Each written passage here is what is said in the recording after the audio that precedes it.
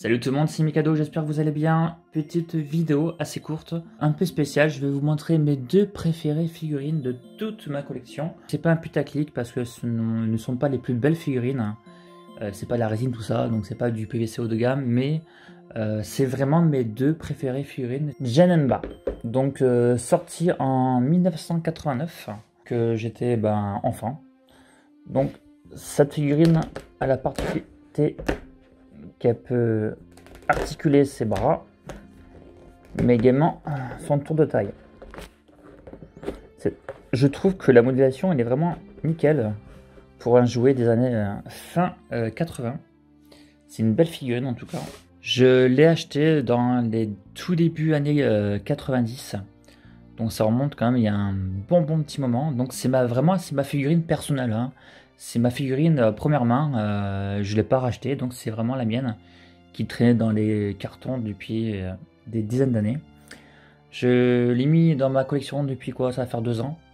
Je pense ouais, un plus de 2 ans, puisque ça fait depuis février 2019 que je collectionne des figurines. Donc j'ai dû la retrouver dans un carton avec l'autre. Hein. Ils ont fait des petites figurines comme ça de Janemba en plus petit.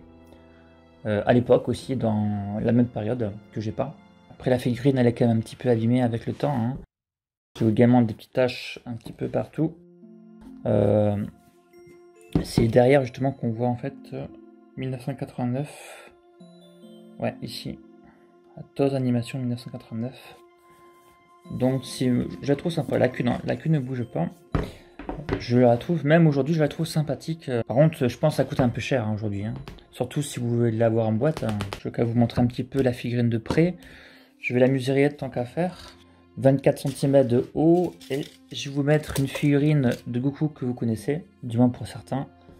Comme ça, ça vous donne une idée aussi de la grosseur. On va passer à la seconde figurine. Je vais la mettre de côté ici. Voilà, le Sengoku Guerrier 3. Donc pareil, hein, sorti à la même période, de fin années 80, surtout plus début années 90. Hein. Ça coûtait, je pense, c'était dans les 100 francs à l'époque, donc ça représentait 15 €. Je sais pas si on la voit complètement en caméra, parce qu'elle est vraiment très grande. Hein. Je crois qu'elle dépasse les 40 cm de haut. Non, elle fait 38 cm. Alors, pareil que Janemba, vous pouvez l'articuler donc sur les bras, comme ça. Et vous pouvez aussi l'articuler au niveau des pieds, légèrement. C'est un petit peu léger, mais c'est pour avoir une meilleure stabilité de la figurine lorsqu'elle est posée. Moi, je m'amusais à faire ça quand j'étais gosse. Je mettais les bras comme ça. Et en fait, si vous voulez, la taille vibre, bouge un peu. C'est un petit peu décalé, c'est fait exprès. Et vous faites comme ça.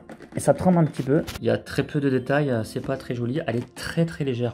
Alors ça, pour la légèreté, c'est tout vide à l'intérieur. Alors, pour vous donner une idée de la légèreté, j'ai le Goku 3 là, vous voyez, la version articulée. Et ben, la version articulée est un poil un peu plus lourde que la grande. Hein. J'avais cassé les cheveux ici, vous voyez. J'ai dû la faire tomber à l'époque et puis j'ai pensé à la recoller. Ça, c'est bien. Par contre, il y avait aussi un auréole au-dessus que j'ai dû perdre. Il y avait l'auréole. Inutile, j'avais l'auréole que j'ai cassé.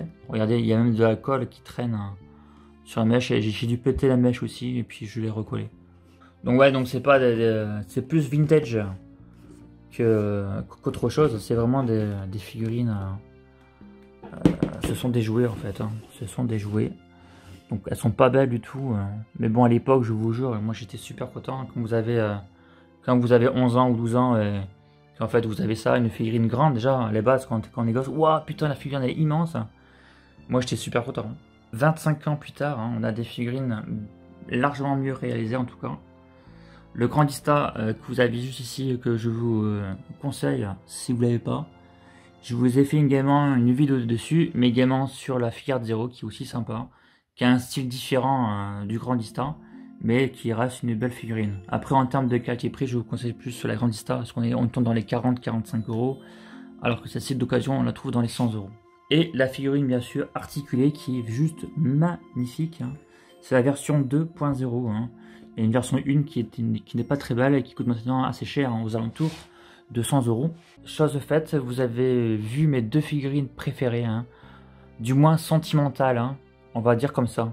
En sentimental, ça sera mes deux préférés. Et en qualité, pas du tout.